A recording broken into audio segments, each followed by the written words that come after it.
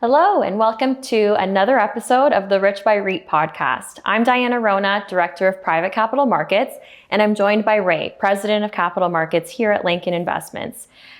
Today, we'll be talking about building portfolios in a changing housing market. I think it's so important to keep up to date with trends, as there are a lot of shifts happening today, and defining cycles. So really looking into that and uncovering what continues to be resilient and look at portfolio allocation into the coming years. Ray, thank you for joining us. We'll go right into it. Why don't you kick us off with talking about what are the most important conversations happening about investing in Canadian real estate today? Sure. Diana, thanks for having me again. I think this is our fourth, maybe our fifth podcast that we've done together. So again, thanks for having me. Let's get right into it. So maybe we could start off with some real estate trends, specifically in the institutional and the commercial space. When we take a look at institutional capital, this is large institutional players, it's pensions, it's endowments, it's sort of large cap opportunities. We're starting to see some of that money coming off the sideline and coming back into real estate. And you could take a look at weekly business news or investment news. So I don't necessarily need to share who's doing what. It's all public, right? So there's quite a bit of transaction now taking place. When you take a look at the second half of 2025, and we're in Q1 right now, 2026, we're seeing a lot of traction and a lot of transactions taking place in purpose-built rentals, also called apartment, also called multi-res, and in industrial asset classes. When you look at overall commercial real estate in 2025, volumes were up about 20% versus 24. If you want to quantify that, about $50 billion of transactions took place. When you look at the forecast for 2026, we're looking at the targeted 20% increase from there. So over 60 billion, another 20% increase. So it's an exciting time because that institutional capital is starting to come back, and that's really what sways these asset classes. Now, when you take a look at, let's go back to 2025. When you look at that 50 billion of transactions, more than 50% of those transaction volumes were in more so in multi-res and industrial. So those two have been the leading asset classes. Now, when you take a look at why, there's a number of reasons why. I'll hone in on one of the biggest reasons. We've now seen interest rate stability at 2.25%. So we saw sort of a decreasing environment of interest rates over the last 18 to 24 months. And now we've hit somewhat of a floor at 2.25. And based on most economists' reports, we should expect to see interest rates flat at 2.25 for 2026. What does that mean? Well, that means more predictable cash flow for real estate operators. It means lower default risk. It also means that there's stronger liquidity on the balance sheet. And the other piece is when interest rates are lower, the cost of debt is now lower, so lower interest expense, number one. And number two, a new entrant or someone coming into the space can take debt at a lower rate. If you're refining assets, of course, it's at a lower rate. And if you're taking on line of credit debt, there's an incentive to be borrowing again because interest rates on line of credits are also lower. Another trend that we've seen, Diana, is specifically the return to work mandate. And that is happening in both in the public sector and it's also happening in the private sector. And it's driving demand and population back to core markets and really driving up occupancy in Class A assets. In the office space. What is a Class A asset? Someone may want to know. Class A office is you could say best in class. And the most desirable or most heavily populated parts of town, generally speaking, downtown core. So I'm talking about Montreal, I'm talking about downtown Toronto, I'm talking about sort of downtown Vancouver. Those are sort of the core markets I'm referring to. And when you take a look at what the stabilization's been looking like there, is we're now seeing occupancy rates in and around the 12% because of the return to work mandate. If you go back 18 months, same assets were closer to higher teens, so 18, 19 into the 20s. So we're seeing lower vacancy rates, which bodes well for that asset class specifically in office. Class B and Class C assets, a little bit different. Generally speaking, A leads the charge because of the flight to quality. And B and C assets, which would be outside of downtown cores, will start to see the benefit, I would say, in the next 24 to 36 months with the return to work mandate. The other piece that I'll touch on is the condo oversupply. I don't want to spend too much time on this. There's so much news on this, and I'm sure people are sort of sick of hearing about this. But naturally, there's been a condo oversupply. There's been a lot more units coming online, which are competing against already vacant units. Really, the silver lining here is when you take a look at one bedroom or bachelor type of suites, those have decreased in rental rates based on supply and demand by 3 to 6% in 2025. But when you look at 2-bedroom and when you look at 3-bedroom, those suites actually went up between 3 and 5% in the major markets. So what that's telling me that there's a lot more demand for suites that are 2 and 3-bedroom versus single or bachelor pads. Okay. Yeah, I think you hit all of the key points there. I appreciate that summary, Ray. And I think it's really important to look at the highlights of where institutional capital is continuing to allocate in terms of interest rates being stabilized and looking at the condo supply. So speaking and adding on to that general landscape overview, maybe we can look into just that supply and demand factor. So specifically, what markets are you seeing have been most impacted by the current oversupply in condos, and which are remaining to be most resilient? So when you look at oversupply, generally oversupply where there's saturation and where there's saturation are your downtown markets. Like that's where you're seeing oversaturation. That's where you're seeing the highest level of vacancy or lowest level of occupancy, and that's where you're seeing your highest level of rental rate drops. To the tune of what I just shared with you. Now, when you look at markets that are showing more resilience compared to these downtown markets, you could look at just in Ontario. You could look at Mississauga, Oakville, Brampton, Hamilton, Ottawa. I mean, these 5 markets alone, they've shown resilience in their rental rates. Now, when you take a look at these towns, they're all large-scale cities. They're all primary markets. They all have diversified economies, a lot of employment opportunity, close to major highways, transportation. So there's a lot of good reasons why you would want to live in these towns, and their close proximity to work and or downtown cores. So there's been a lot of resilience in these types of markets. And, I can share an interesting note with you, and that's when you look at larger scale assets in these towns, larger scale meaning institutional quality, 100 unit plus, these units have been selling, when you look at a building at a whole and you break it down at the unit level, at $337,000 a door. We're talking about purpose-built rentals or apartments. That's 100 units plus. Now, when you look at medium-sized assets, which is 50 to 99, those have been in and around $285,000 a door. And there's a contrast. And the contrast relates back to my earlier comment on the demand for 2 and 3 bedroom. So where there's greater demand for 2 and 3 bedroom, of course, you're going to get that in your larger scale because there's a higher propensity or a higher number of units that are 2 and 3 bedroom. Those assets are showing resilience because those units are in less supply, but a higher demand, and is driving up the value of those assets.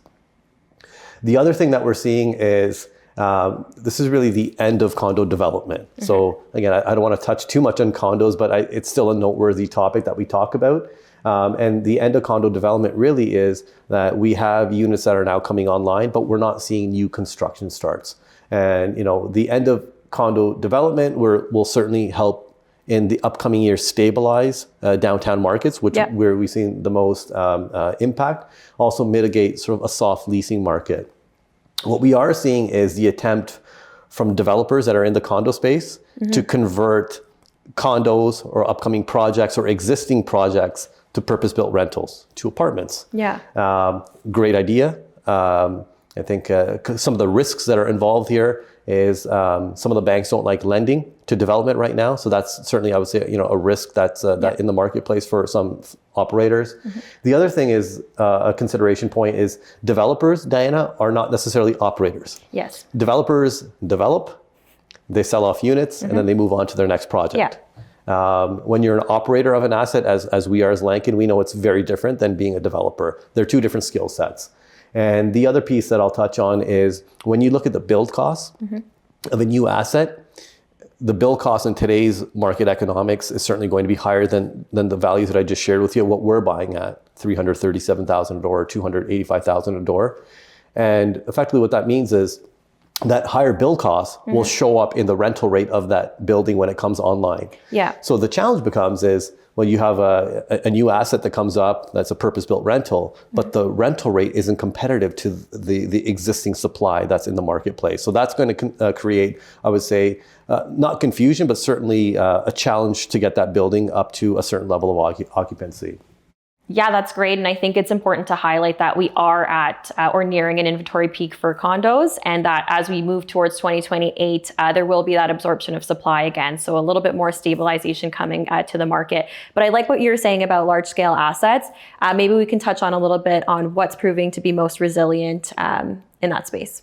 Yeah, Diana, let's unpack that. So we talked a little bit about markets and cities that are resilient. Let's spend a few minutes on the types of assets that are showing resilience in this market. When you take a look at buildings from the 1960s, the 1970s, and 1980s, these assets have strong foundations. They're extremely well built. Generally speaking, the suites have a larger footprint or more square footage. Yeah. And these assets have shown resilience because they are under rent control, yes. However, many of them come with a gap to market. Yeah. A gap to market is simply the in-place rent versus what the market rent is. The gap or the delta between the two creates the opportunity to capture new equity, to capture higher cash distribution, to capture a greater NOI naturally as tenants attrite, as they leave, depending on the asset, can be between 10 and 20%. And effectively what that does, that supports a higher valuation for the asset. Cap rates. We've talked about cap rates in previous podcasts. So these assets in the towns that I've shared with you, specifically vintage, not antique, call it vintage, are showing resilience. And, one may ask, well, what happened to purpose-built rentals? We don't really see purpose-built rentals in sort of the mid 80s up until 2015, 2016. And effectively what happened is in 1975, rent control was introduced. Yeah. And developers started to pivot from purpose-built rentals or apartment buildings, and they introduced the whole condo boom. Yeah. And we saw condos in the 80s and the 90s up until only a few years ago. And we're still seeing some units coming online. Yeah. And this is what created the pivot, was rent control. But that rent control now has come to be a benefit situation for these assets from the 60s, 70s, and 80s. So really what you're witnessing now is you're somewhat witnessing a bit of a revolution where purpose-built are becoming popular again in terms of not just a supply that's online, but also the new development of purpose-built rentals and the halting of condos. Yeah, I think that timeline is so important for investing, especially in the Ontario market, recognizing, rent control introduced in the 80s to 2018, and really seeing that resurgence of multifamily again. So looking at that a little bit more, when we're looking at multifamily, I have a lot of investors that we've spoken about the broader market, we've spoken about assets. Now looking into investment strategies and really how risk is being mitigated in today's market.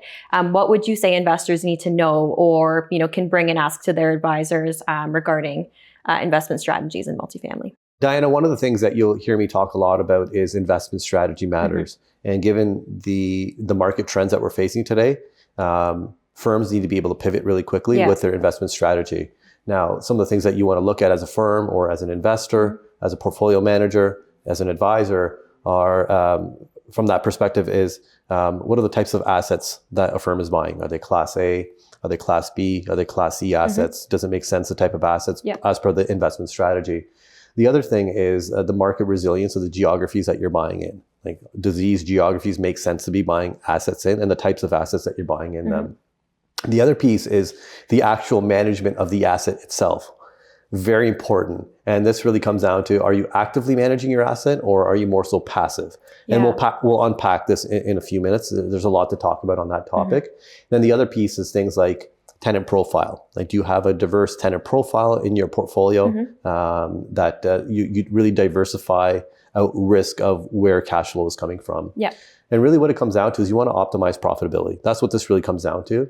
And optimizing profitability in today's softer market, you have to be able to react in real time.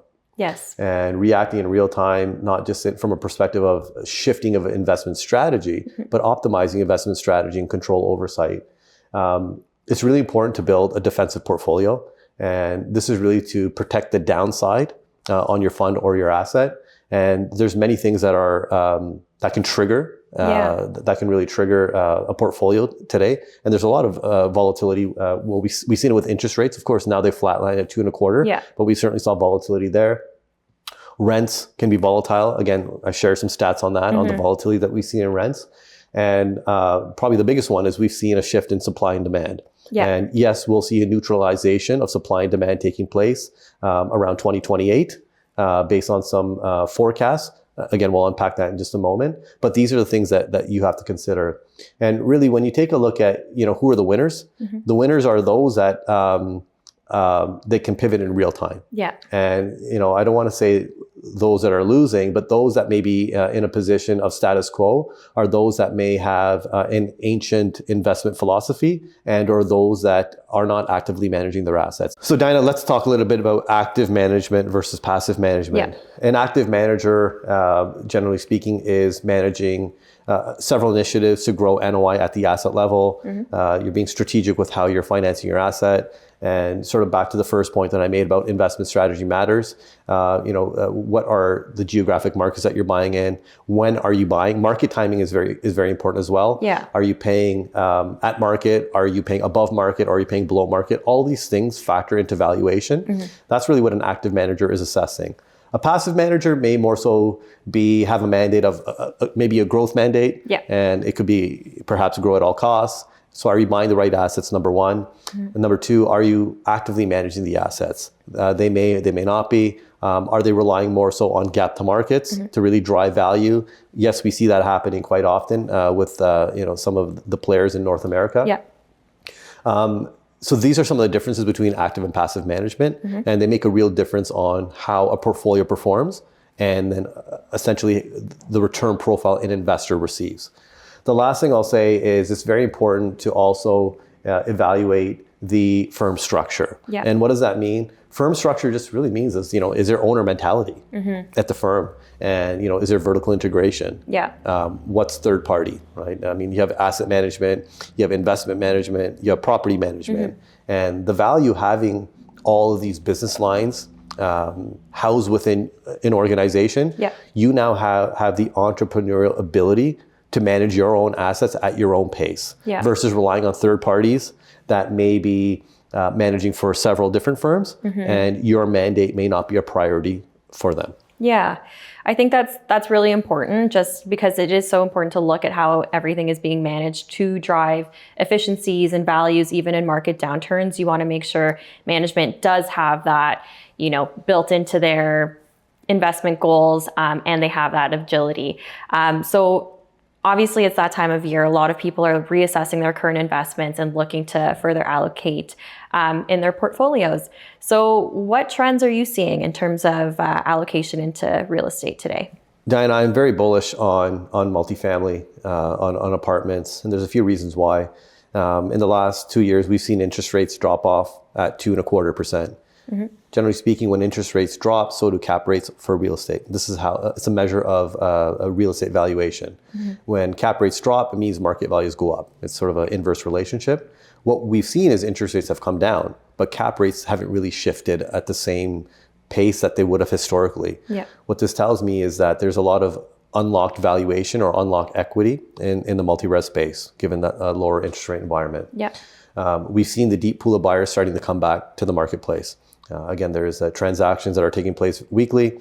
They're in investment news or business news in any major media, Globe and Mail. You could take a look at whatever your reading source is. Exciting to see a number of transactions taking place, specifically in multi-res. The other piece is multi-res has available CMHC financing. This is government-backed financing, and the value here is borrowers are able to get a lower rate of interest. Generally speaking, 120 to 140 basis points lower than what you or I would pay. So in today's market, you're looking at 3.5 to 3.7%. So this is available rates for those that are in the purpose-built rental space. And the last thing I'll share is that we've talked about the pivot from condos. And when you take a look at a forward forecast, looking at Q4 2028 into Q1 2029, condo housing starts will halt, meaning that we'll be close to zero. There's no more new supply coming online. This is a great opportunity for supply and demand to start catching up with one another. And this puts a lot of favorable pressure on rental rates. And of course, as rental rates go up, it certainly supports a higher valuation on assets. So for those owning assets or acquiring in this period of time, I think it's a great opportunity to capture that unlock equity that's coming in the next couple of years. Yeah. So what I like is there's favorable valuations with multi-res right now, in especially the resilient markets. We have a lower rate interest rate environment that a borrower can take advantage of. Yeah.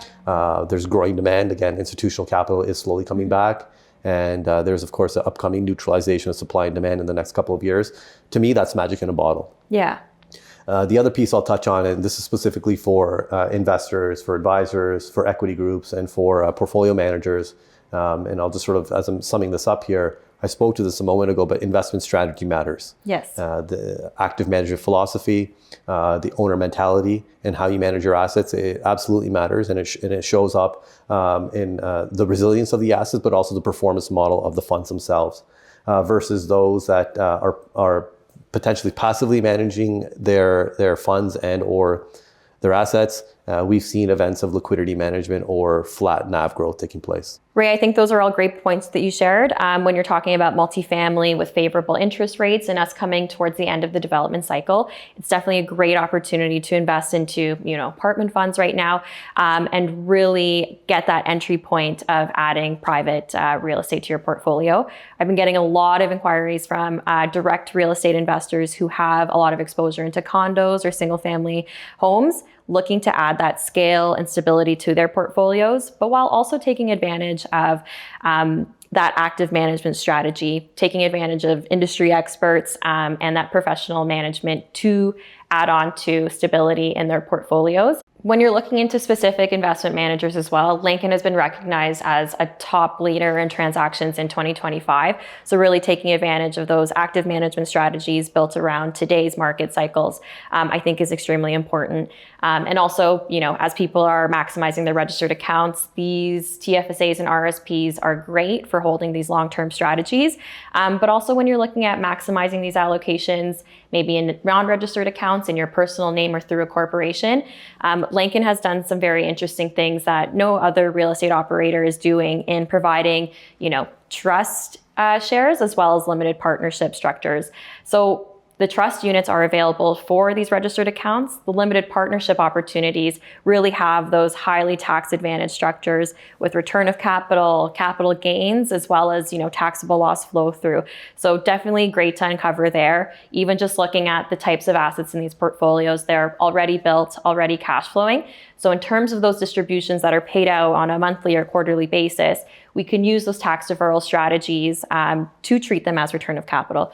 When you compare it to other investment types like, mortgage investments, GICs, even just rental or business income that's taxed 100% in the year it's received, return of capital does give you that more control over when and how you are paying taxes to increase your overall strategies. But then, as these investments are realized, capital gains is great as well. The least amount of taxes you can pay, 50% taxable on your returns. But again, if you are realizing at time of retirement, then you are keeping majority of your earnings. So a lot of strategies there. That's good to talk to your accountants. But overall, feel free to reach out to me or speak to your advisor on ways that you can increase multifamily opportunities or these types of tax efficiencies to your portfolio. But Ray, it's been great having you here. It's been a pleasure speaking with you. Thanks, Anna, for having me again. Yeah, of course. And to recap what we've spoken about, I think it's so important to highlight the institutional allocations that are happening in today's real estate market, to talk about what's remained stable in terms of asset classes, but also the ways you can increase allocation in your portfolios, especially from a tax advantage perspective. Thank you for taking time out of your days to spend time with me and Ray and talk about what's happening today. I hope we shared some valuable insights. If you have any questions or are looking for more information, you can visit us at lankin.com or speak with one of your advisors, and we would be happy to, address any other questions.